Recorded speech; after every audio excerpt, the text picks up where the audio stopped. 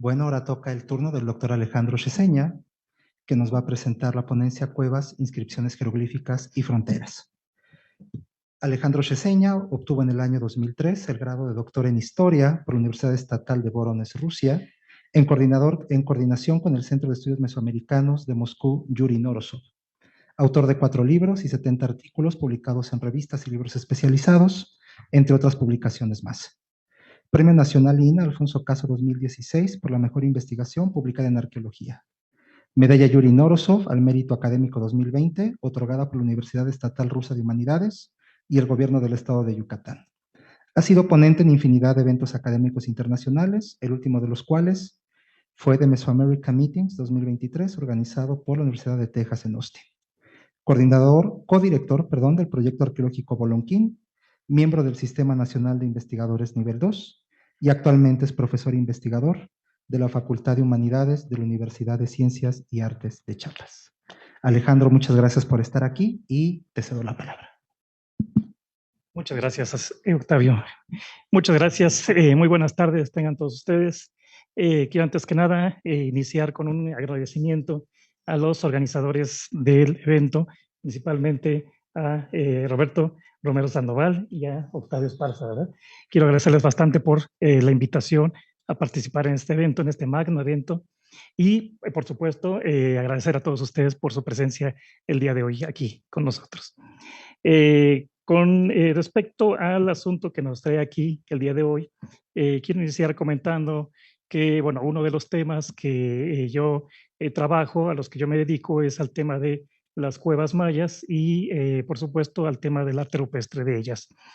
Por ello es que para esta ocasión del Congreso, que tiene como tema las fronteras, identidades, decidí presentar un trabajo que estoy realizando desde hace varios años referente a la relación que tienen las cuevas con las fronteras, particularmente en qué pueden decirnos los textos jeroglíficos y las imágenes del arte rupestre que nos pueden decir acerca de esta naturaleza de las cuevas como marcadores de frontera, como vamos a ver el día de hoy, como lo vamos a exponer el día de hoy.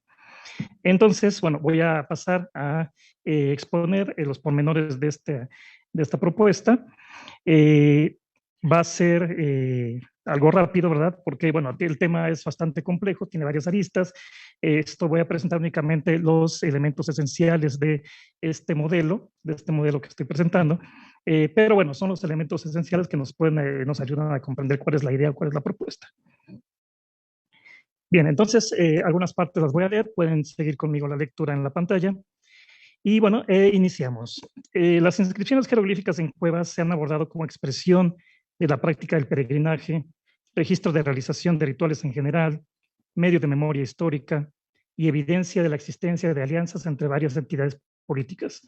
Y esto es correcto porque es lo que la información que inmediatamente nos dan estos textos jeroglíficos y las imágenes. Sin embargo, dado su contexto, yo considero que estos textos y las imágenes asociadas deben ahora verse y explicarse como un fenómeno de frontera geopolítica. En particular, deben abordarse y entenderse como, 1, registros de eventos de frontera por su contenido, y 2, marcas de fronteras por su uso. Esta es una idea que yo propuse en el año 2002 y para la cual he reunido datos provenientes de estudios recientes sobre las inscripciones, además de otras fuentes, principalmente etnográficas, acerca de lo que tratará la presente ponencia. Bueno, y entonces la presentación está dividida en 4 partes. La primera, las consideraciones, después vamos a ver algunos de los casos de eventos de frontera en las inscripciones jeroglíficas en cuevas, 3, observaciones generales y 4, la conclusión. Bueno, en cuanto a la primera, ¿verdad? Que es la de consideraciones, vamos a partir de, para poder encuadrar, enmarcar la propuesta, vamos a partir de lo hallado, la propuesta ya expresada por Okoshi y Quesada, que, bueno, en resumen podemos caracterizar de la siguiente manera. Bueno, él hablaba, ¿verdad? Ellos, Okoshi y Quesada, en el 2008, aunque ellos ya venían trabajando desde mucho tiempo atrás, acerca de ello. Hablan de las provincias, ¿no?, en Yucatán, de acuerdo con las fuentes coloniales, y bueno, caracterizan a las provincias como comunidades dispersas en los montes, sujetas a una capital, comunidades que en ocasiones están entreveradas. En ese sentido, los espacios estaban organizados no en territorios continuos, perimetrales, sino en jurisdicciones radiales. Por lo tanto, no existían fronteras lineales, es decir, linderos.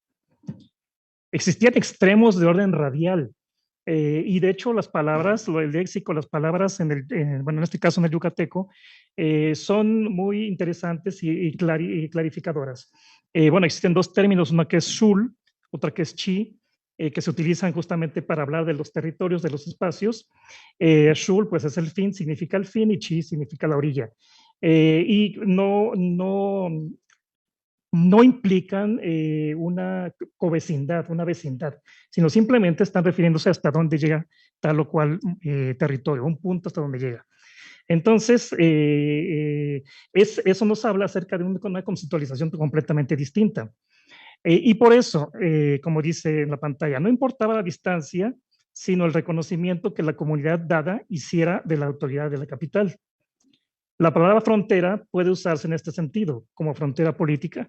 En cierto sentido, o teóricamente, bueno, si la frontera la estamos conceptualizando como una línea y hasta incluso perimetral, bueno, en ese sentido podríamos no estar utilizando, no deberíamos de utilizar esa palabra, la palabra frontera. Pero bueno, vamos a utilizarla en el sentido geopolítico, no como una línea, ni mucho menos como una línea perimetral, sino como lo hacían los antiguos mayas, sino como un punto extremo, un punto en el extremo hasta donde llega el reconocimiento de la autoridad de la capital. Entonces, por lo tanto, no existían mojones a la usanza europea, pero sí existían marcadores naturales que indicaban hasta dónde llegaba la jurisdicción radial de la capital, es decir, hasta dónde llegaba el extremo. Entonces, los rasgos del paisaje natural, incluyendo cuevas, servían en calidad de estas marcas.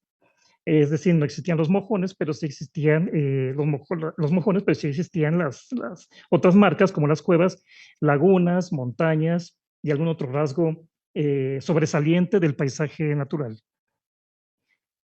Y por último, en el contexto de las reducciones españolas se registran interacciones interesantes de naturaleza prehispánica, tal como lo ha señalado Corsi y Quesada, tanto de colaboración como de desconfianza e incluso de conflicto entre comunidades en contextos de competencia por espacios.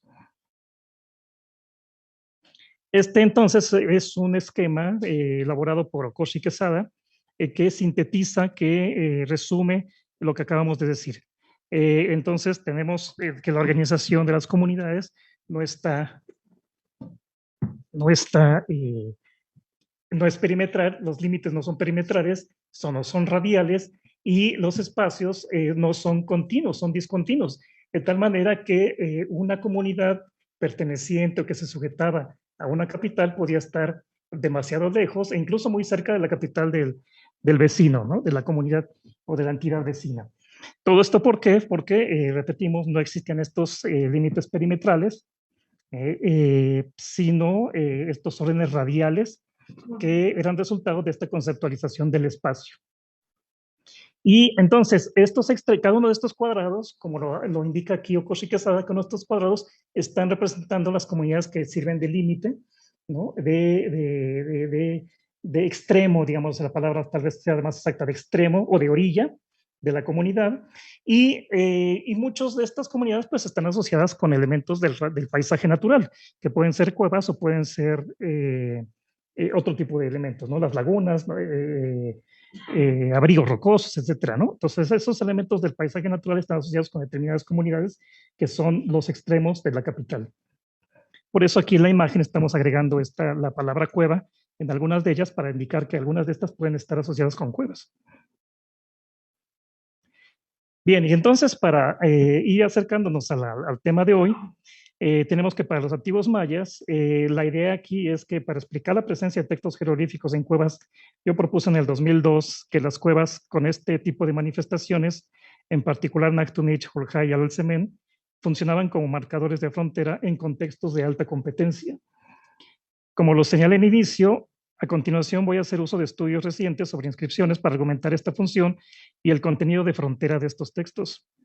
Para ello me basaré en los sucesos e interacciones descritas en los textos e imágenes como eventos de frontera. Y bueno, entonces vamos a pasar a la segunda parte. Bueno, cabe señalar que son algunos, dado el corto tiempo del que disponemos, son algunos de los ejemplos que vamos a utilizar para argumentar el modelo. Bueno, antes de pasar a los eventos, porque yo me voy a referir a los eventos, puesto que las fuentes coloniales se está hablando de eventos particulares que expresan esa situación de frontera, vamos a pasar a comentar un dato interesante acerca no de los eventos, sino de los participantes en estos eventos. Tenemos aquí el que se llama el grupo 6 de Joljá. Es una cueva que se encuentra en Chiapas, al norte de Chiapas. Prácticamente la mitad es ilegible, pero bueno, no se trata aquí de leer el texto completo. En general, bueno, el texto está elaborado hacia el 6 de enero del 477, habla acerca de la llegada de una persona a la cueva y parece ser que habla también de una comida o de un convite, de un festejo. Más allá de eso, más allá de esos datos, lo que aquí nos interesa son los datos que están abajo. Bueno, primero es interesante, se habla ahí de la presencia de la esposa del personaje que está llegando aquí. Se habla de que este personaje formaba parte de la nobleza de la entidad de Ipté, al parecer llamada Ipté, y que se encuentra en la región, como vamos a ver más adelante. Bueno, se debe haber encontrado en la región. Y lo más importante es que se está refiriendo aquí a un personaje que se llama Lacam, un tipo de funcionario. Y esto es lo que queremos destacar, es lo más interesante. El domingo se habló del cargo de Lacam como un diplomático, digamos, ¿no? Pero quisiera yo rescatar la opinión de Alfonso Lacadena. Él tenía una propuesta bastante interesante acerca de este título, ¿no? En el 2008, y que se ajusta al material o a lo que se está discutiendo aquí. Y entonces, como dice la pantalla, el cargo de la Cámara, el equivalente clásico al cargo de Ajuchkab de cada Cuchtel, o sea, el organismo mínimo, ¿verdad?, de organización social en Yucatán en el posclásico. Bueno, además de la familia extensa, obviamente, ¿no? En el Yucatán del posclásico. Los personajes que tenían este cargo gozaban de alto estatus por su función de intermediarios entre la élite y el resto de la población al recoger tributos y reclutar la leva militar. Pero la CAM era no solo el cargo, sino la propia unidad administrada, es decir, la CAM era el equivalente al propio Cuchtel como unidad de tributación y leva militar como con un componente de parentesco por familias extensas, agrupadas en casas o barrios. Y bueno, y entonces Alfonso da un ejemplo de cómo se podría haber visto esto en el clásico. Dice, los componentes residenciales de Blue Creek o los núcleos de población menores de Copán, por ejemplo, habrían sido unidades LACAM clásicas. Entonces aquí, bueno, tenemos un esquema usado por Alfonso Lacadena y entonces, bueno, como vemos, está el centro administrativo y lo que algunos han llamado barrios y que habrían correspondido a estas unidades habitacionales secundarias. Algunas de ellas justamente el equivalente al Cuchtel del posclásico tardío, y entonces que habrían estado organizadas de manera radial a partir de la unidad administrativa. Entonces, si aplicamos ese esquema propuesto por Alfonso Lacadena, tendríamos, y si retomamos otra vez el esquema de Okoshi y Quesada, bueno, tendríamos que justamente todos aquellos lugares, ¿no?, los extremos de la comunidad, bueno, podríamos entonces tener, bueno, si se tenía a estos Ashkuchkap, ¿verdad? Y estos son el equivalente, la cama es el equivalente, sería el equivalente clásico del Ashkuchkap. Entonces, bueno, pues aquí tendríamos estos Lacam, personajes Lacam, aquí en estos extremos. Cada uno de estos extremos habría tenido un Lacam y de esa manera habría estado organizado jerárquicamente estos asentamientos. Por eso decimos, en el caso, y bueno, ya aterrizando en el caso de la cueva de Joljá, tenemos que en el caso de esta cueva, esta era la marca de uno de los extremos de una entidad política, que vamos a ver más tarde qué entidad política.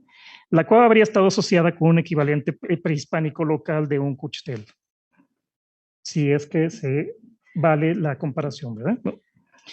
El convite, bueno, si es que es correcta la lectura del convite en ese texto jeroglífico, bueno, pues entonces el convite tendría como evento, sería un evento de frontera en Joljá. Ahora, justamente vamos a ver en la siguiente el evento de frontera, estos convites como también eventos de frontera. Y vamos entonces a los eventos que estoy caracterizando como eventos de frontera. Y bueno, vamos a ver el caso de los convites, además del que ya vimos de Joljá.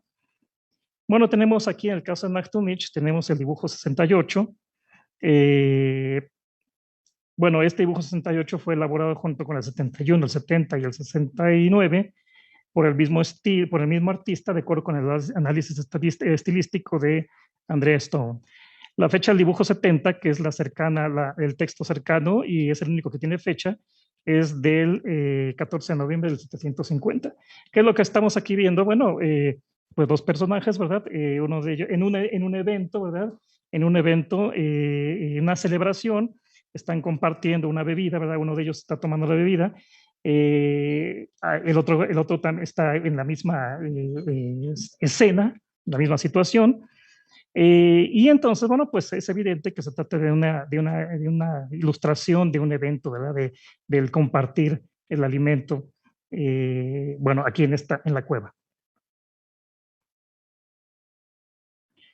Bueno, voy a ir rápido, ¿verdad? ¿Qué es eso? Ya se ha discutido en varias publicaciones la importancia, pues, de la comida, de los convites, desde un punto de vista de la antropología, se ha discutido bastante. Aquí lo que quiero yo destacar es qué es lo que nos dicen otra vez, ¿no? Los textos posclásicos referentes a las fronteras, a todo lo que tiene que ver con las fronteras, sobre la comida, ¿verdad? Y entonces está el dato interesante acerca de que cuando se trazó el trazo, o bueno, se hizo el trazo de los linderos del Batab de Mopilá y el de Calquiní, estos tomaron chocolate y balché, ¿verdad? ¿No? Durante ese proceso, durante el proceso y al final tomaron bebida, ¿verdad? Bebida sagrada.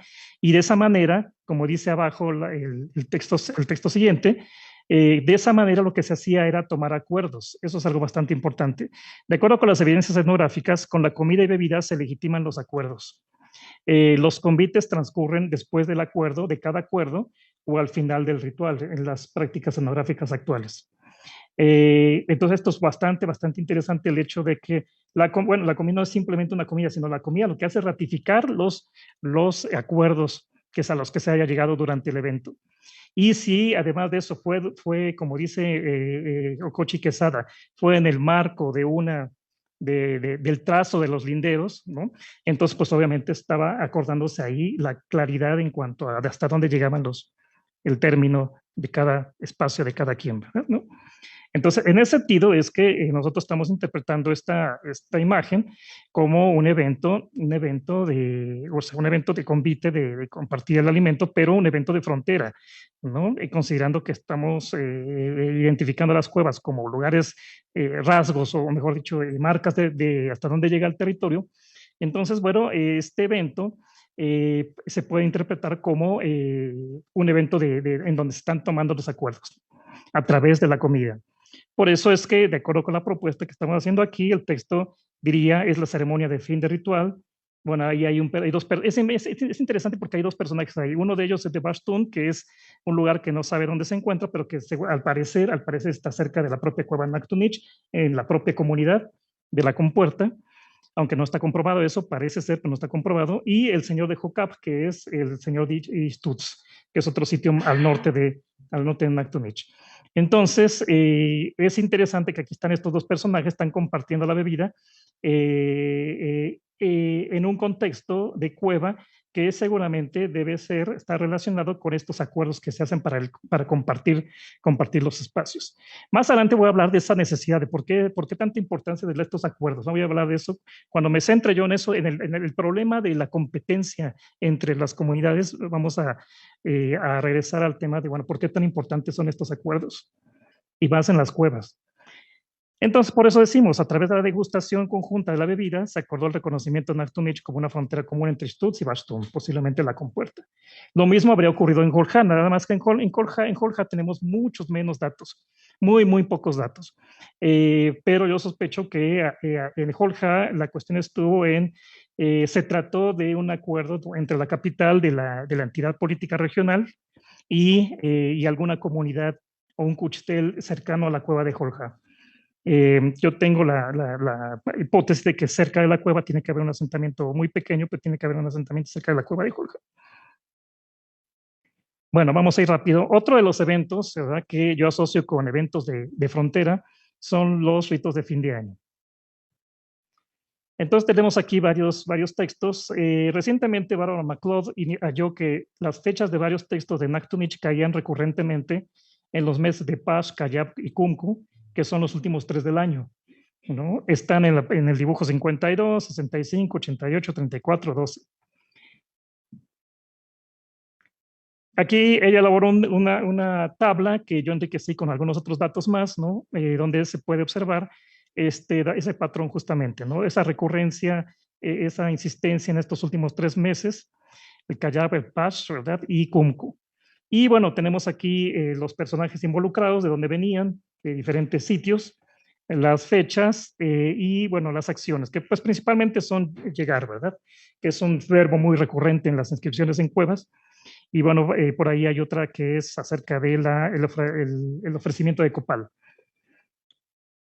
Entonces, bueno, parece ser que esto es pues simplemente fechas, ¿verdad? Pero asomándonos a lo que dice Diego de Landa sobre los últimos 3 meses del año, señala algo muy interesante, ¿no? Que durante esa fiesta, bueno, pues que se llamaba Pakunchab, que se acercaban a la capital, se acercaban señores y sacerdotes de los pueblos menores, a los mayores, ¿verdad? Al final de esa fiesta, el sacerdote principal de la capital les decía lo que tenían que hacer, que tenían que regresar a sus pueblos, ¿verdad? Y que ahí tenían que continuar con la fiesta. Y es bien interesante porque dice ahí, hecha la plática, se despedían todos, unos de otros, con mucho amor y batajola, y cada uno se iba a su pueblo y casa. Allá trataban de hacer sus fiestas, las cuales les duraban, según las hacían, hasta el mes de Pop, o sea, hasta el otro año, ¿verdad? Todo lo que restaba el año. Y llamabanlas Sabaquiltán. Y bueno, y lo que dice después. Estos 3 meses que había hasta su año nuevo. O sea, lo hacían durante estos 3 meses hasta el año nuevo, y lo que hacían era juntarse en casa del que hacía la fiesta y allí hacer las ceremonias a echar al demonio y quemar copal y hacer ofrendas con regocijos y bailes y hacerse unas botas de vino, y en esto paraba todo, ¿no? Entonces, pues regresan estas personas, ¿verdad? Y continúan con esas fiestas durante el resto del año, durante 3 meses, hasta Pop. Entonces, bueno, son los 3 meses en los que se está insistiendo tanto en Nachtunich. Entonces, si eso lo podemos trasladar al caso Nachtunich, tenemos que, uno, que la organización básica de la comunidad se amplía, ¿verdad? ¿No? Varios kilómetros más, en la misma lógica, sin ningún problema se amplía. Y entonces tenemos que, aunque aparentemente son rituales solo religiosos, para que un año nuevo fuese próspero en mantenimientos, como dice Diego de Landa, en realidad hay un trasfondo mucho más serio. Con estos rituales de fin de año en Nachtunich, las entidades políticas señaladas en realidad estaban incluyendo esta cueva y su área adyacente como uno de los pueblos menores bajo su jurisdicción, es decir, como uno de los puntos que había que ratificar como sus extremos o sus fronteras, ¿no? Entonces, lo que yo estoy diciendo es que esos rituales no son inocentes, no son simplemente para que haya plena prosperidad, sino que al contrario tienen un trasfondo político que consiste en que los están reconociendo como pueblos menores y obviamente de su jurisdicción, ¿no? Aunque estén lejos. Un dato curioso es que en Chenaló, Chiapas, uno de los propósitos de los ritos de Año Nuevo es justamente ratificar los límites municipales. Claro que aquí en este caso ya lo hacen rodeando el perímetro de la frontera perimetral pues, del municipio, pero bueno, obviamente porque estamos ya en la actualidad, pero muchas de las fiestas son, cómo se realizan las fiestas, siguen siendo de naturaleza prehispánica, principalmente en aquellos lugares donde la frontera municipal coincide con cuevas sagradas. Entonces ahí obviamente entonces se llevan a cabo rituales de naturaleza prehispánica. Desafortunadamente, bueno, pues es muy poco el tiempo, pero bueno, yo tengo muchísimo material etnográfico relacionado con todo esto, con el comportamiento de las cuevas y del paisaje natural actualmente relacionado con fronteras. Y es bastante interesante, no pude yo agregarlo aquí, pero bueno, tal vez en alguna otra ocasión podremos conversarlo, ¿verdad? Y uno más, para terminar. Todos los anteriores estamos viendo que son eventos, digamos, relativamente pacíficos, pero vamos a ver uno más que, que al parecer implica que estos acuerdos no eran tan pacíficos como parece. Bueno, en Nachtunich tenemos, es muy insistente también este tema, el tema del juego de pelota. Varias aquí escenas tenemos. Pero, bueno, comúnmente se ha interpretado esto como, bueno, la representación del inframundo, y bueno, pues es lógico, ¿verdad? Pues la cueva y están dentro representados los señores de Xibalba y todo este mito de la cueva, pues aparentemente es normal o obvio que aparezcan estas escenas dentro de la cueva. Y por una parte es correcto, pero desde mi perspectiva, esto, lo mismo que los rituales pasados, tiene otro sentido más allá que lo religioso, tiene un sentido político. Y bueno, entonces me voy a permitir aquí leer esto, si pueden ustedes acompañarme.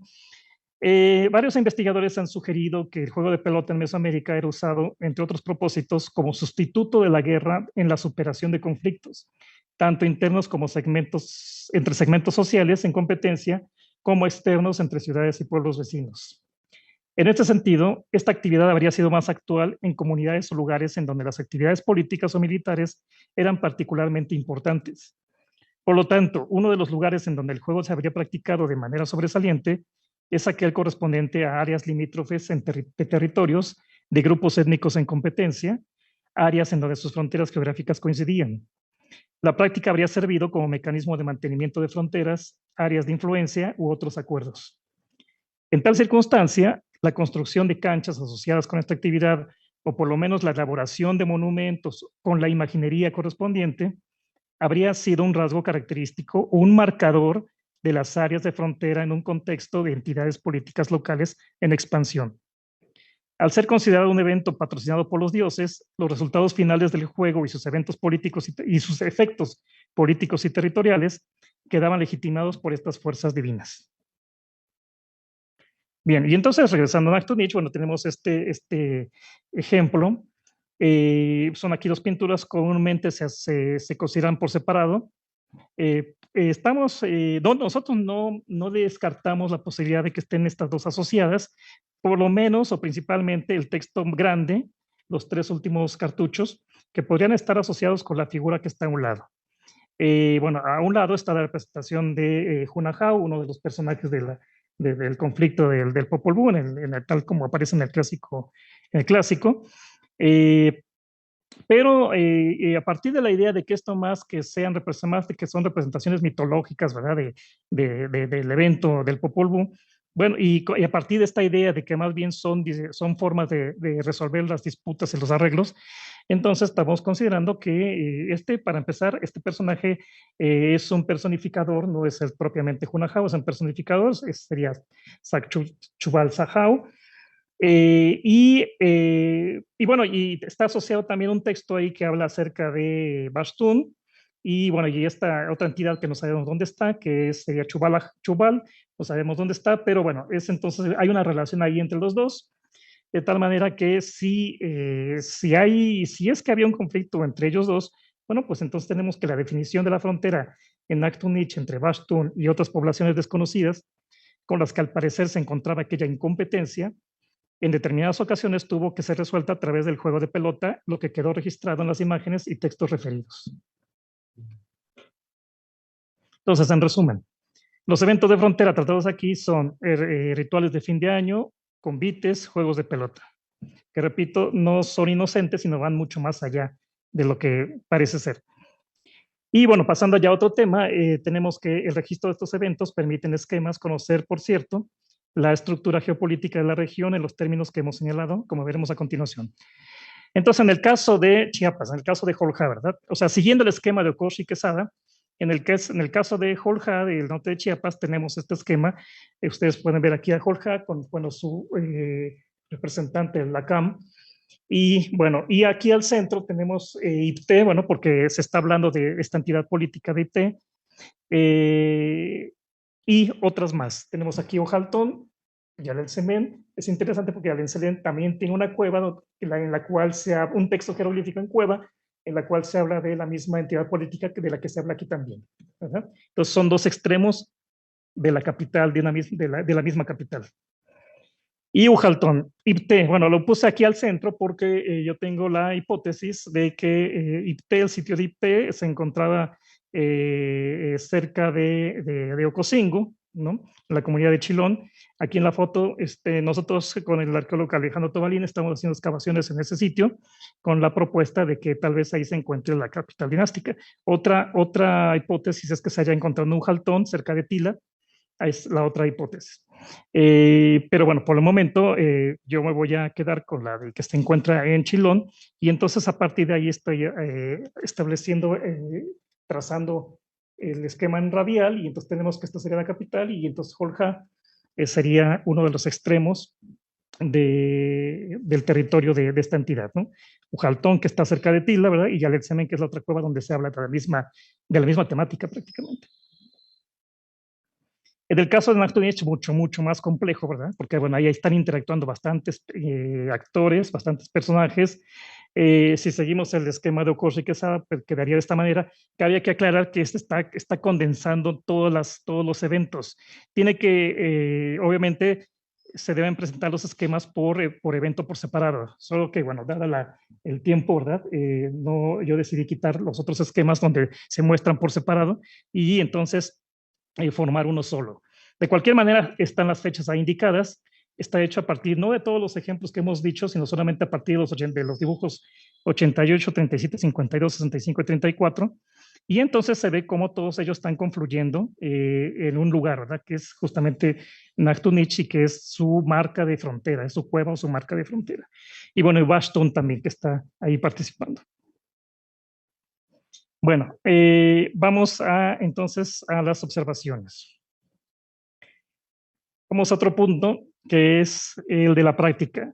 Más allá del contenido, es necesario abordar el tema de la práctica de elaborar estos textos en cuevas, dentro de cuevas. ¿Para qué insistir en el uso de fronteras de las cuevas en cuestión a través de la elaboración de registros de los eventos respectivos ahí ocurridos? ¿Por qué solo en determinadas cuevas? ¿Por qué en tan pocas cuevas? ¿Por qué solo en determinados momentos?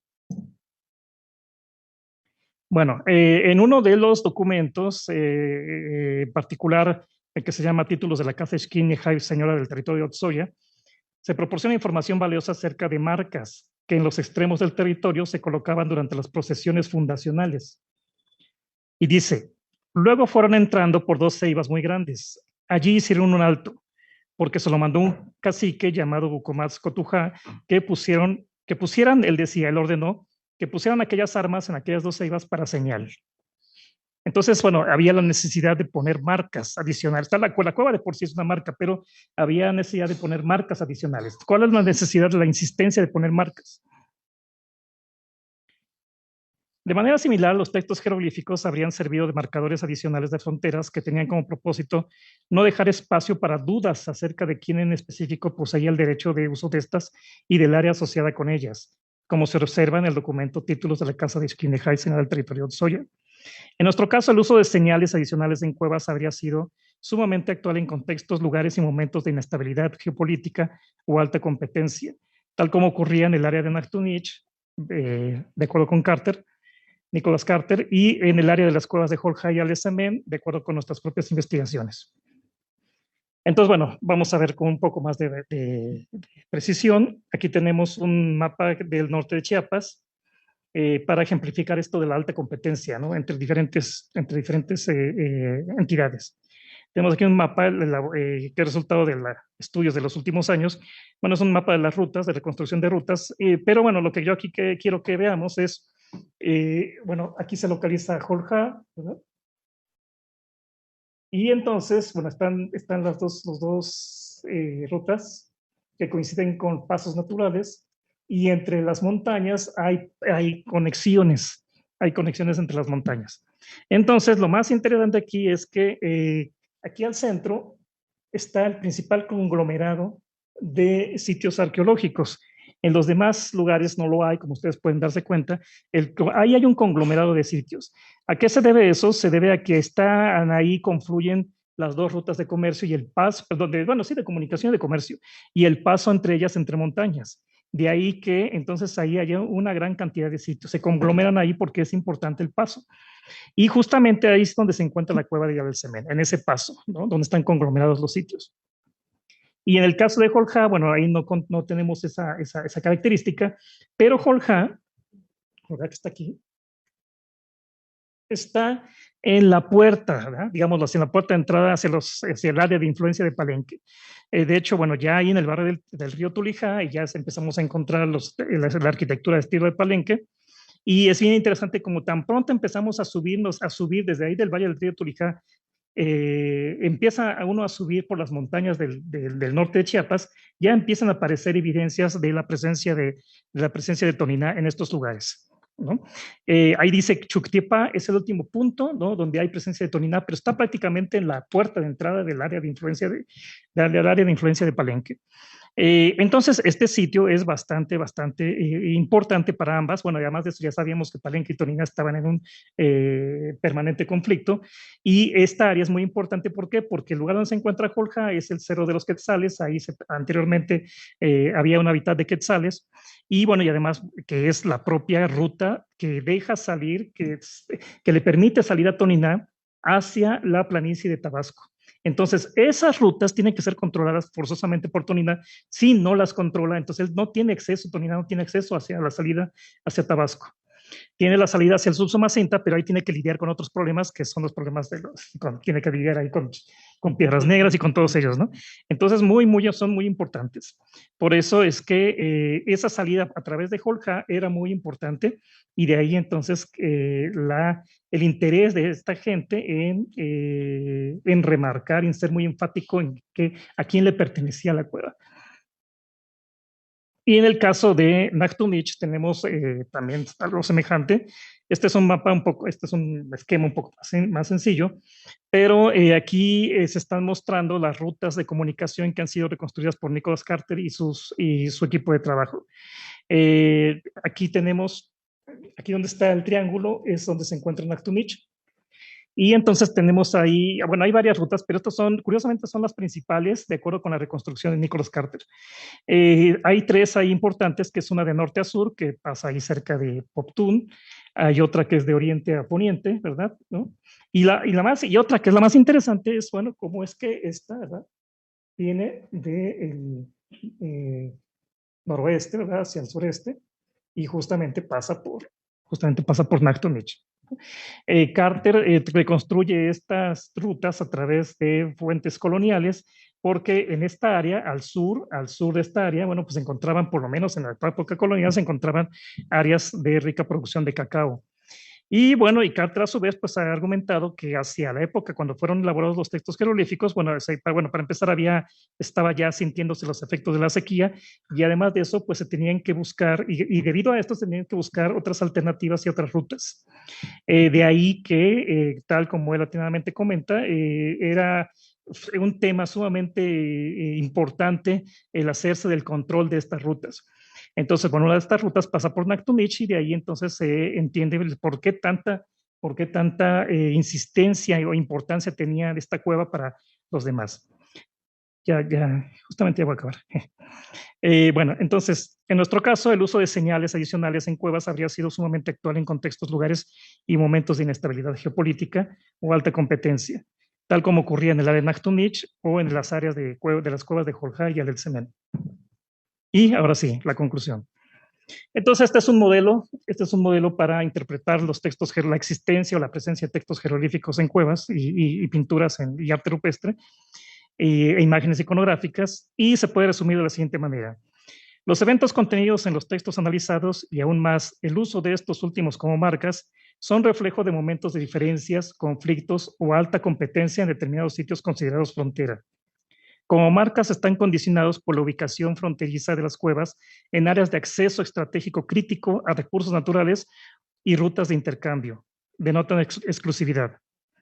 Pero también indican que las diferencias pudieron en determinado momento ser resueltas. Por lo tanto, también son testimonios de las maneras concretas de cómo se negociaba y se llegaba a acuerdos en estos sitios. Son, en efecto, para mí, un fenómeno de frontera. Las inscripciones halladas en las otras cuevas tienen el mismo significado. Incluso es posible que algunos de los monumentos en contextos urbanos también contengan textos de frontera.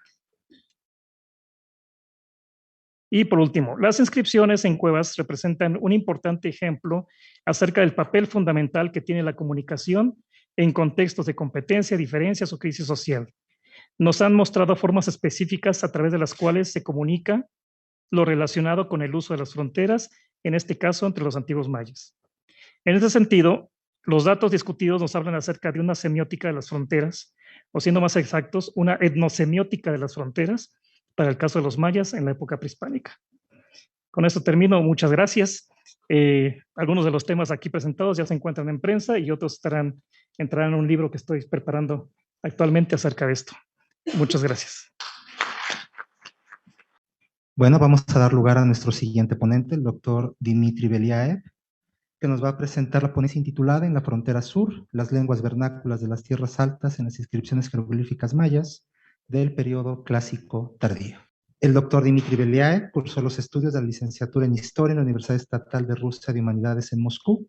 De 1996 a 1997 fue estudiante especial en la Facultad de Ciencias Antropológicas de la Universidad Autónoma de Yucatán. Recibió el doctorado en Historia en el Centro de Estudios Mesoamericanos Yuri Norosov de la Universidad Estatal de Rusia en Humanidades. En el periodo de 2001 a 2016 fue vicedecano de la Facultad de Historia, Ciencias Políticas y Derecho. Actualmente es profesor asociado del Centro de Estudios Mesoamericanos Yuri Norosov de la Facultad de Historia de la Universidad Estatal de Rusia en Humanidades.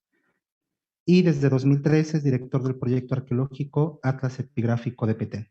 Sus principales áreas de interés son la epigrafía maya, la arqueología de las sociedades complejas tempranas y la antropología política. Sin más preámbulo, le doy la palabra al doctor Dimitri Beliaev. Muchas gracias. Bueno, antes de nada quiero agradecer a los organizadores de ese evento por la amable invitación en participar en Congreso de Mayistas, que es uno de los eventos más importantes para toda la comunidad de los estudiosos que hacen no solamente creo que estudios mayas, pero también estudios mesoamericanos. En general, porque los estudios mayas recientemente también aplicaron mucho el entendimiento de la historia de Mesoamérica, de la organización sociopolítica, cultural, etcétera, etcétera. Y entonces, sí. Y esta ponencia está dedicada a la memoria de nuestro colega y amigo Alfonso Alcadena García Gallo, quien fue uno de los primeros investigadores quien empezó esta nueva dirección de estudios epigráficos relacionados con identificación de lenguas locales o lenguas vernáculas en las inscripciones jeroglíficos mayas. El problema de identificación de la lengua de inscripciones jeroglíficas realmente se remonta a los tiempos de desciframiento, porque originalmente Yuri Norosov nada más identificó la lengua de los textos jeroglíficos como la lengua antigua, sin tener más detalles y sin entrar en más detalles. Pero en un comunicado dirigido a David Cayley del año 1957, él ya notaba que tal vez es muy importante estudiar las lenguas cholanas y está citando a Ralph Royce, uno de los trabajos que implica la influencia de las lenguas cholanas en el yucateco clásico. Más tarde, David Cayley fue uno quien planteó varias hipótesis sobre la lengua de inscripciones jeroglíficas, porque sabemos que maya es denominación de una familia de las lenguas bastante grande. Y habían varias versiones de la importancia de varios grupos o de varias ramas de esa familia lingüística. Sí, entonces sabemos que en los años 60 y 70 había grupo de los investigadores en Alemania, grupo Tübingen, y ellos estaban insistiendo que las lenguas de las tierras altas, quicheanas y otros grupos de esa zona también deben ser representadas en los textos jeroglíficos. Para los años 70, especialmente al final de los años 70, ya se formó tal llamada hipótesis cholana, que la base de la lengua de los textos jeroglíficos está basada en las lenguas, la base son las lenguas cholanas, Chol, Chontal, Chortí, de las lenguas vivas, y Choltí, es decir, la lengua extinguida.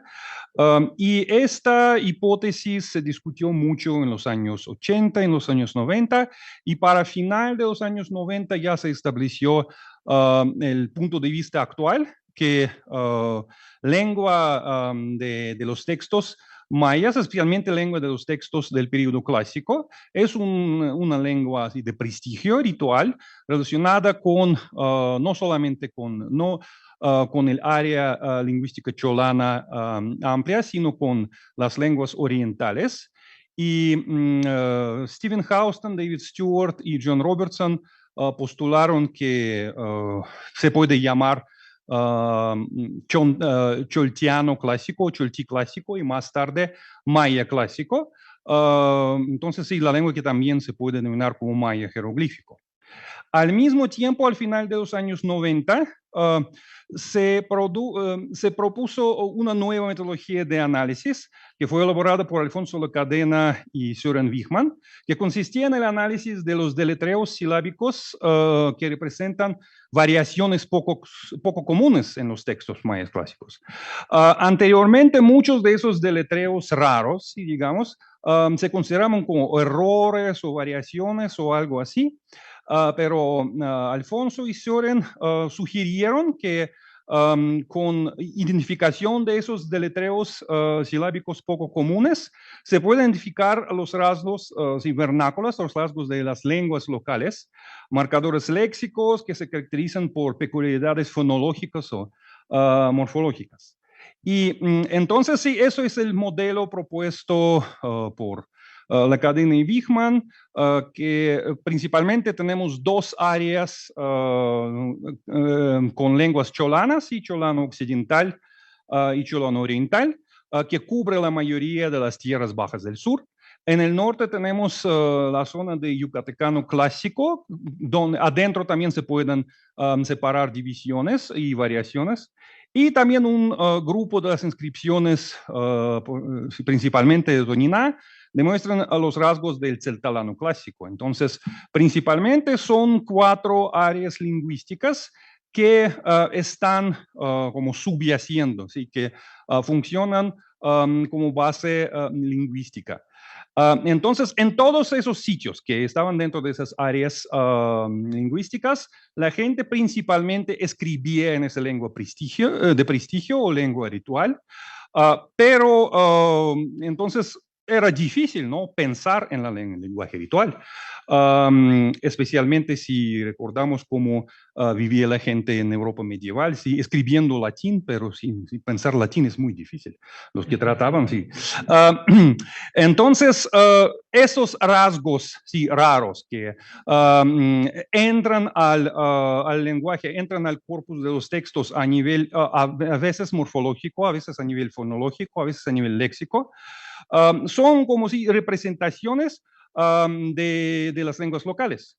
Y es muy interesante que desde el punto de vista sociolingüístico, la aparición de esos rasgos locales corresponde a varios cambios, al surgimiento de nuevas identidades. Por ejemplo, en el clásico temprano, en el norte de Yucatán prácticamente no hay esos rasgos locales que representan el yucatecano clásico, pero ya para el clásico tardío, especialmente cuando empieza a formarse esa zona cultural de Puc, ya aparecen esos rasgos muy interesantes.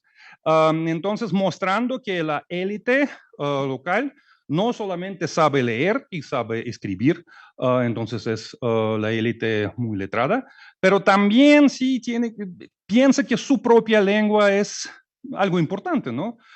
Que tiene valor para incluir algunos rasgos dentro de los textos. Entonces, también lo que se puede añadir a esa metodología propuesta por la cadena y Wichmann es análisis de los topónimos como elementos estables del léxico. Y sabemos que en área maya y en los textos mayas jeroglíficos hay dos formas y dos modelos de la adaptación de topónimos foráneos o topónimos como no foráneos, pero poco entendidos.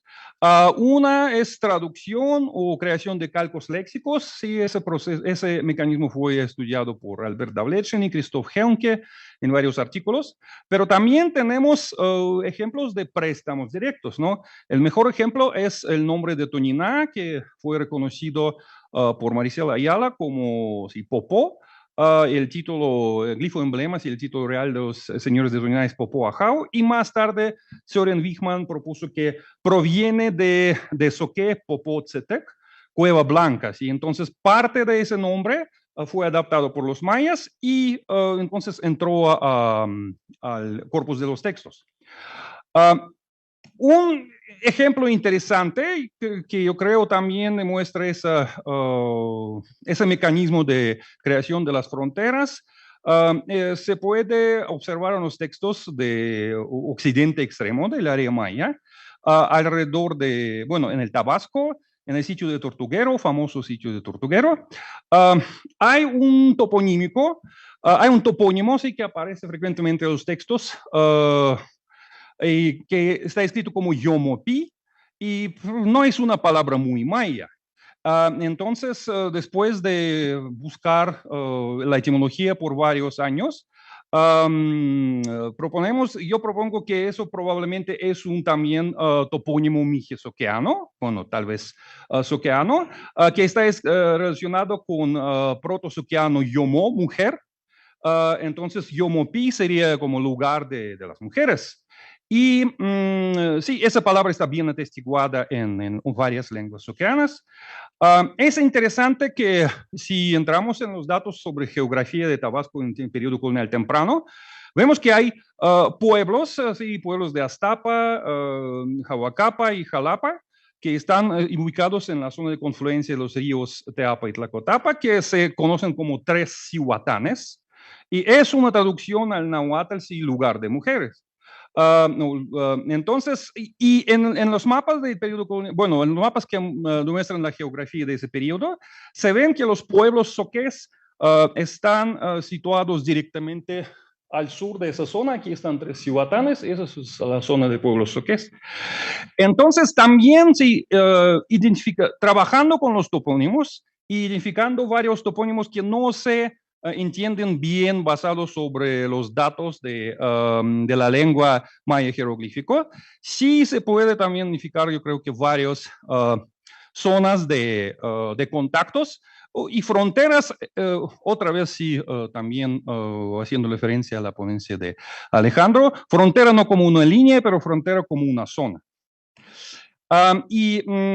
Entonces, sí, esa edificación de Yomopi como un lugar así probablemente ubicado en esa zona, también se corrobora con el análisis de geografía histórica y de geografía de la guerra del rey de Tortuguero, Balamajao, en 649.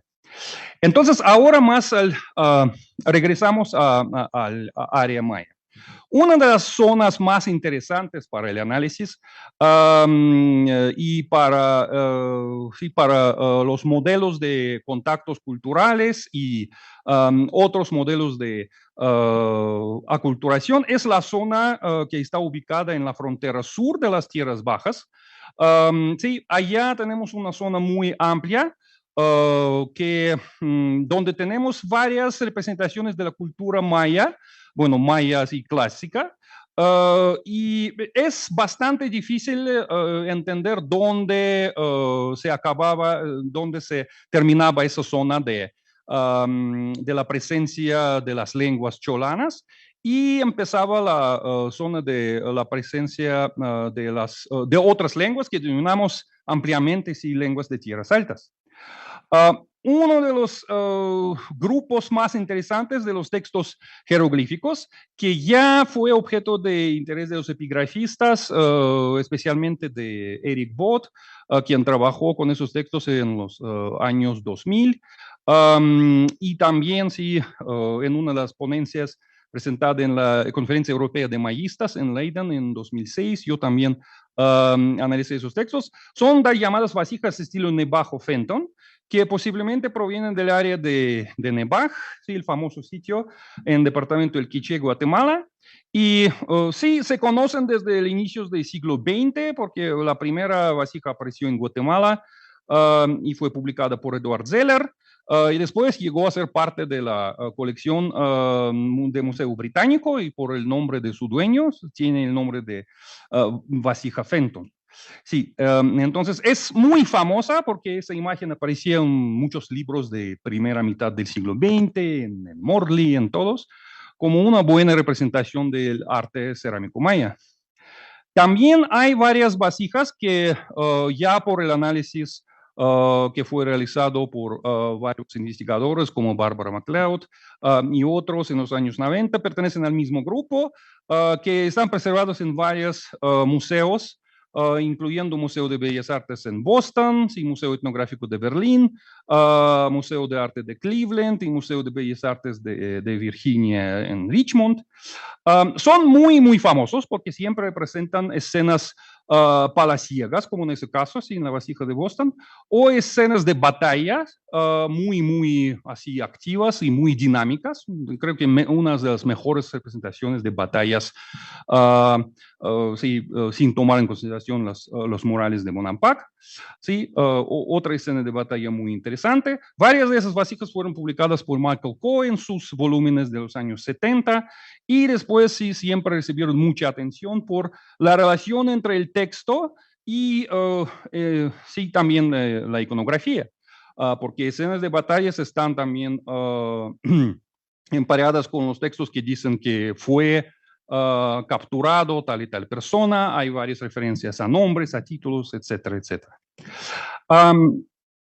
Entonces, y también hay un fragmento no muy conocido sí, del mismo estilo, que fue publicado por Dieter Dütting en 1972 y proviene de una colección privada, pero sí, por la información que tenía Dütting, también es de misma zona de Nebajo, allá en las tierras altas del norte de Guatemala. Entonces, ese grupo es muy interesante porque probablemente está relacionado con la zona de Nebaj. El sitio arqueológico de Nebaj fue objeto de excavaciones del proyecto Carnegie, sí, y hay una publicación muy buena de Smith y Kidder. Sabemos y conocemos muy bien esas placas de jade famosas, muy bonitas. En realidad, esas excavaciones demostraron que también había una tradición de la escritura jeroglífica local. Eso es un fragmento dibujado por Tatiana Proskoriakov de un objeto cubierto con estuco y pintado. Y aquí sí vemos que hay varios signos mayas. Desgraciadamente, solo el primero se entiende bien, sí, es signo silábico Ta, también hay silabograma de Ja abajo. Una lástima que ese objeto no se preservó. Entonces, sí es una zona donde las élites sabían cómo escribir, ¿sí? Creaban sí, varios objetos con inscripciones, aunque no estamos seguros que esas vasijas de estilo Nebajo-Fenton provienen exactamente del sitio de Nebaj, pero sí de una zona alrededor de Nebaj seguramente. Entonces, en estos textos tenemos evidencias de varios señores, que sí los denominamos como señores de Nebaj, pero sí vamos a ver que en la actualidad hay un nombre de lugar de origen para ellos. El más famoso, bueno, el quien era tal vez más importante, era Junal, que era un señor guerrero y también sí participaba mucho en varias batallas. Y su título de origen es Axiyahwitz, probablemente, y eso debe ser el nombre del lugar en algunas zonas y alrededor de Nebaj. Ruth Van Ackeren, basado sobre las conversaciones con Eric Vogt, en el año 2005 sugirió que eso era la traducción al maya jeroglífico del nombre Nebaj. Bueno, no estamos seguros porque probablemente si eso podría ser algún otro sitio alrededor. Es muy interesante que hay otro personaje también mencionado en esos textos que solo se denomina por el título El de Tres Catunes y por el título militar el dueño de Chacman. Y ese señor quien aparece en la vasija Fenton, sí, en ese vaso que vemos, está relacionado con Ahkunal por una versión muy rara. Sí, se dice Ubahilán. Entonces, el primer señor es impersonador o imagen impersonada del segundo. Tal vez es una versión rara de la relación de parentesco local, aunque no entendemos muy bien cómo funciona. Sí, Ahkunal es el más importante porque lleva varios títulos y títulos militares. Y esos títulos militares son muy importantes para entender la situación en esa zona. Hay otro personaje que se llama Ok Hishbahlam, que también se llama Señor del Sur, ¿sí? Nohol Yokin. Sí, también tiene relación con otro personaje de élite importante. También sí, es la misma versión de Ubahilán, que otra vez nos hace pensar que tal vez aquí no es el sentido ritual, sino más algún otro sentido, tal vez de parentesco. No tenemos las fechas para esos vasos, pero por el estilo y por una de las fechas que aparece allá relacionado con la fecha de Katun, probablemente son inicios del siglo IX, entonces sí, como final de clásico tardío, tal vez un poco de inicio de clásico terminal. Entonces, lo que une todos esos textos sobre esos vasos son elementos poco comunes y abnormales de fórmula dedicatoria. Y aquí sí es el glifo inicial de las inscripciones en todos los vasos que conocemos, donde se pueden reconocer bien. Entonces, ese glifo inicial que en maya jeroglífico es estándar, normalmente es Alay, según la interpretación de MacLeod y Polyukhovich, o Ayal, según la interpretación reciente propuesta por David Stewart. Pero aquí está escrito seguramente Ajaya o Aja. Y eso ya fue notado, pero hasta los años recientes no creo que no tuvimos una interpretación buena, lógica. Yo creo que ahora lo podemos solucionar con el demostrativo aj y sus varias versiones, que está representado en lenguas mameanas. Sí, en mam, en tequiteco, sí, la versión que tenemos en Ixil es A, representa el cambio fonético para el cierre glotal en la posición final. Y antes muchos de los colegas pensaban que eso podría ser tal vez una versión caligráfica del signo inicial, pero sí, todos los variantes demuestran muy bien que en realidad es un deletreo raro. Entonces, sí, es el mismo demostrativo probablemente que tenemos para la mayoría de los textos sobre las vasijas. Aquí está, sí, o esto es, pero escrito sí, con la representación de una lengua local. La zona de Nevaj y los sitios que están alrededor actualmente es la zona de la ubicación de la gente que habla Ixil, y por eso ya en 2005 Ruth Van Ackeren y Eric Bott estaban sugiriendo que aquí tenemos varias evidencias para la presencia de los Ixilis en el periodo clásico.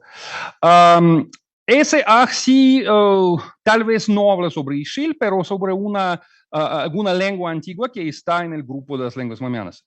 Hay otras evidencias. Segundo ejemplo es muy también interesante, porque es una versión rara del verbo dedicación, que en todos los casos que tenemos está escrito con la cabeza de un dios viejo, ¿sí? Probablemente representando el logograma Tab. Y normalmente en maya jeroglífico tenemos Tabi para Tabai, sí, se apareció, se surgió, pero aquí es segura, yo creo que es una ligatura de una fusión de signos silábicos Ji y Ki. Tampoco parece la versión local, sí, o la versión caligráfica de Yi, porque en ningún otro texto sí tenemos esa forma de y tan extraña.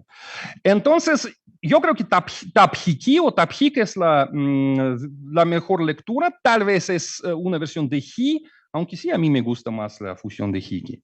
Entonces, Taphik, si lo tomamos también como representación de una lengua vernácula, también se puede explicar por los datos de Tectiteco, de una de las lenguas también de la rama mameana. Es un tipo particular de pasivo medio, que también es muy parecido a la función de ese verbo tabai en los textos en el maya jeroglífico. Se está formando con el sufijo j más el sufijo de categoría de verbos intransitivos ik. Sí, los ejemplos son, por ejemplo, sí, tokhik o tsakhik. Y bueno, en los textos del norte de Yucatán, sufijos, sí, entonces los rasgos morfológicos locales frecuentemente distinguen a los textos que fueron escritos por escribas yucatecos. Yo creo que aquí tenemos la misma situación. De Tabij o Tabaj también se puede explicar por los datos de las lenguas mameanas, de Mam y Aguacateco, pero creo que eso es menos seguro, porque sí, Tabjik tiene muy buena explicación y muy buena función. Otro ejemplo, también otro elemento de forma dedicatoria. Aparece solo en un texto, en ese fragmento publicado por Juting. Entonces es nombre para la vasija, el vaso de beber, sí, que normalmente está escrito como Yukip en la mayoría de los textos sobre cerámica. Aquí está escrito como Yukbil. Eric Bott, quien fue primero en notar este deletreo, lo relacionó con el hipotético sufijo posesivo il, pero yo creo que la mejor explicación sería otra vez por el sufijo instrumental que se encuentra en lenguas mameanas. Si bil es instrumental en mam, también en Tectiteco, en Oaxateco. Es interesante que en el diccionario de mam colonial de 1644, sí, vaso de beber es ukbil, exactamente. Y lo que es muy interesante que ese sufijo, sí, sufijo instrumental, está limitado al grupo de las lenguas mameanas, porque otras lenguas, ¿sí?, como quicheanas y canjobalanas, allá se emplea el sufijo bal. Y es interesante que el ixil moderno tiene bal para instrumental, pero eso parece ser una innovación que refleja la influencia tal vez canjobalana, que es muy fuerte en ixil y fue estudiada por Wichmann y Brown. Hay muchos préstamos de lenguas canjabolanas en Chile. Entonces, es también solo un caso, pero creo que sí representación muy buena de que el escriba quien me estaba escribiendo ese texto, pues no pensó bien, ¿no? Y algo se le pasó, tomó demasiado palche o pulque o algo. ¿Qué más están tomando allá en la zona en la zona de Nembaj? Otro elemento poco común de forma dedicatoria es una forma muy extraña de escribir el contenido. Aquí no estoy tan seguro porque hasta ahora no sabemos muy bien cómo leer esto. Normalmente en los textos en maya jeroglífico, en textos estándar, se escribe como tzigteil, o recientemente David Stewart propuso que el signo silábico tzi también puede tener el valor logográfico tzimaj.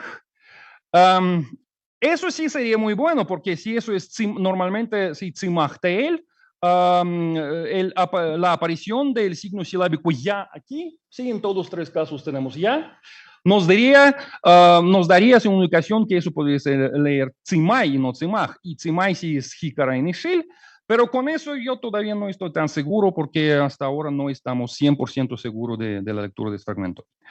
Entonces, la estructura de fórmula dedicatoria es normal, sí, pero aparecen varios rasgos que sí nos demuestran que en realidad tenemos una presencia de una lengua muy, muy particular que sí, en algunos casos no se explica por ninguna lengua cholana. Hay también varias representaciones de esos deletreos raros o representaciones de topónimos locales en los títulos, en los textos secundarios o también dentro de la forma dedicatoria. Lo más importante es ese título militar que aparece en la vasija de Boston como título de su dueño, Ajunal, que es el dueño de Chahu Ahau. Entonces, Eric Bott en 2005, en 2006, propuso que probablemente sí tenemos el deletreo Chahu. Yo en aquel tiempo no estaba tan de acuerdo con Eric, pero después de revisar varias fotos, sí creo que él tenía razón. Y eso, Chahu, Eric fue primero en relacionar con el famoso pueblo en norte de Guatemala, San Gaspar Chahul. Es interesante que actualmente el nombre de ese pueblo se escribe simplemente Chahul, pero los datos recolectados por Ruth Van Ackeren y también en los varios diccionarios demuestra que sí, para escribirlo en maya jeroglífico sería necesario usar sí, la sílaba con ch glotalizada, entonces Chahu para Chahul. Entonces es una referencia a un pueblo muy importante que está no muy lejos de Nebaj, sí, está al noreste de Nebaj. Hay varios sitios en esa zona.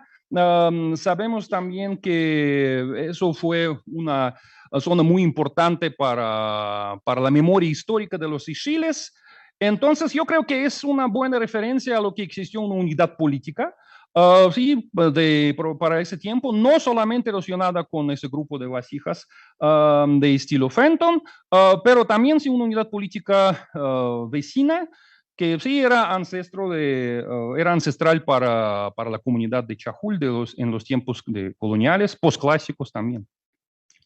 Otro título muy raro aparece como título de origen local, de un cautivo, está escrito como Yamay-o, y aunque su relación con el término que aparece en Kikchi como Yamyo, desocupado, tal vez es un poco, no estamos tan ciertos en esto, porque sería raro escribir Yamyo con logograma May para pezuña de venado.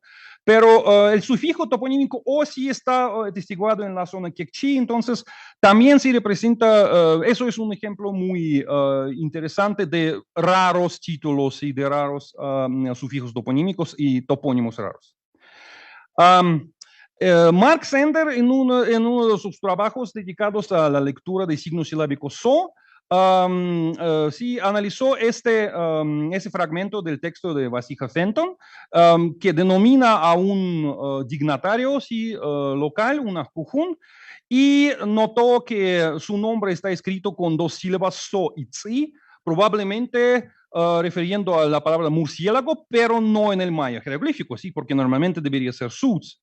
Y sí, Sots es nombre para murciélago en lenguas mamianas y en Ixchil también, entonces esa es también una buena evidencia de que algo sí estaba pasando mal con esos escribas y decidieron, sí, ese escriba decidió escribir algo en su lengua natal, ¿no? O sea, tal vez para mostrar que no solamente esos del norte, los reyes importantes son importantes, pero nosotros también aquí. Otro título muy, muy raro. Está escrito en una de las vasijas, sí, empieza con Bach, probablemente sí, refiriendo al adjetivo Bach principal, y nunca tenemos algo escrito así, todo el corpus que conocemos de los textos mayas, Pa-U. ¿Qué es Pa-U? ¿Sí? Sí, en Ixchil, por ejemplo, hay una palabra muy rara que es culpa, pecado, Ejpau, pecador. Bueno, sería un título muy raro, ¿no? El pecador principal, aunque tal vez, quién sabe. Por eso también ese ejemplo yo lo pondría con muchos signos de interrogación, pero sí también representa un deletreo raro y no común, sí. Entonces, refiriendo a una presencia de algo local. Entonces, si vamos a ver a esta zona, vemos que aquí sí empiezan, más al sur empiezan las esferas cerámicas, en ese mapa elaborado por Marie Charlotte Arnaud para la historia general de Guatemala. Sí, más al sur de Nebaj empiezan las esferas cerámicas ya relacionadas con la tradición de las tierras altas. Del periodo clásico, pero también aquí hay varios ejemplos de influencia de las tierras bajas del sur, especialmente ese arte de elaborar el jade, que está muy bien representando las tumbas de Nebaj, etcétera, etcétera. Hay también posibles relaciones de unidades políticas de tierras altas, que aparece en los textos monumentales. Eso es el texto, uno de los textos más famosos, uno de los fragmentos de escalera jeroglífica 2 de 2 pilas, donde una de las batallas de Bahlach-Chankavil, una de las acciones militares, fue dirigida en 662 contra el señor Tabjolom o tal vez Tapsin, quien era Kobanahao. En los años 90, Linda Schilly y Nikolai Grube ya habían sugerido que podría ser tal vez una referencia al sitio de Koban, ¿sí? El sitio Kekchi, y también un sitio muy importante para el norte de las tierras altas en Guatemala, aunque no estamos tan seguros porque Dos Pilas está un poco lejos, ¿sí? de esa zona, aunque sí es en la zona de pasión. Yo creo que sí hay más evidencias. Que esa unidad política, sí, que está denominada por el título Kobanahao, estaba ubicada allá en la frontera, sí, en la frontera sur de la civilización maya de las tierras bajas. Ese es el fragmento tal llamado bloque de Cebol, que está resguardado en la bodega del Museo Nacional en Guatemala, que fue en los años 70 llevado allá del norte, del altiplano norte, para la ciudad de Guatemala. Según Carl Herbert Mayer y varios otros informadores, provenía de pueblo de Cebol en Alta Verapaz, aunque ya Mayer consideraba que por el estilo podría ser de algún sitio de la región de Río Pasión, de la zona de Río Pasión. Recientemente, nuestro colega guatemalteco Paco Sarabia, él sugirió que es parte de la escalinata jeroglífica de Camcuén. El texto es muy erosionado, pero aquí podemos ver el resto del título real, que se preservaron signos silábicos Bana y Ajawariba, y como el bloque está destruido, seguramente falta alguna parte aquí. Yo creo que eso es también una referencia a Kobanahao, otro probablemente porque esa escalera jeroglífica en Camcuén se fecha ya para el siglo VIII. Entonces, si vemos, Camcuén no está tan lejos de la zona de Cobán y seguramente gracias a los estudios recientes de zona de franja transversal del norte realizados bajo la dirección de Arthur Desmarais, sabemos que aquí habían muchas interacciones entre pueblos que consideramos como pueblos sitios de tierras bajas y también sí, sitios de tierras altas. También hay un grupo de los vasos cerámicos que se llaman los grupos de estilo Chamá o del grupo Chamá, probablemente relacionados con el sitio de Chamá. Y aquí sí son muy, muy particulares. Todos sabemos muy bien porque hay representaciones de fragmentos de mito de los gemelos, etc.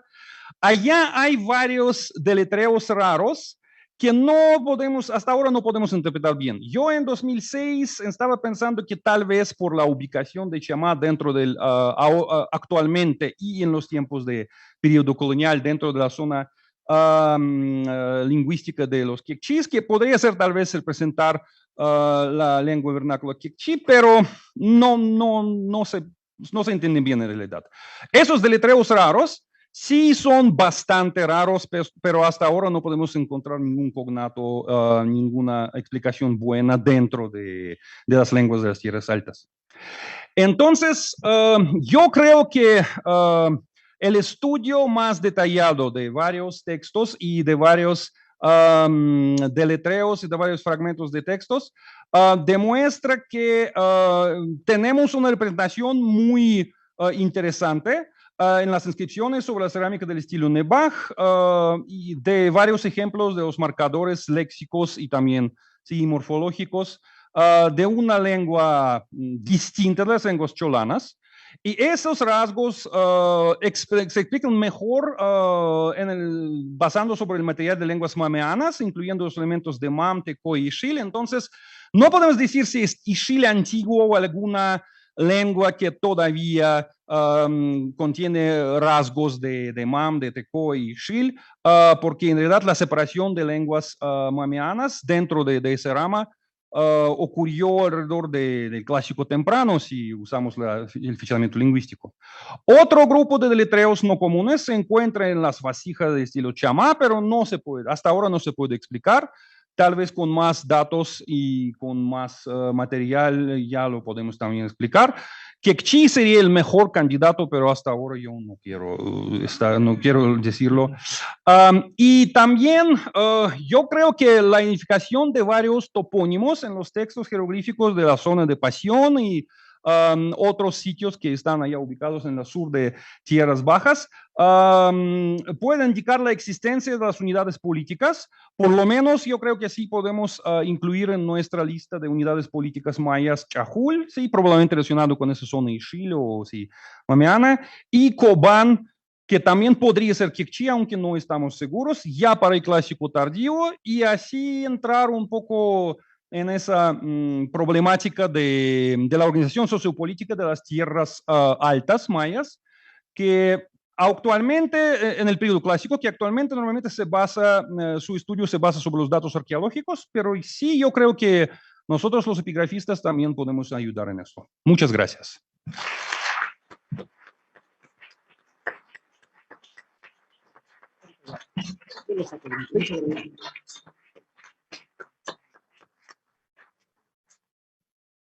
Le damos las gracias al doctor Dimitri Beliaev por su ponencia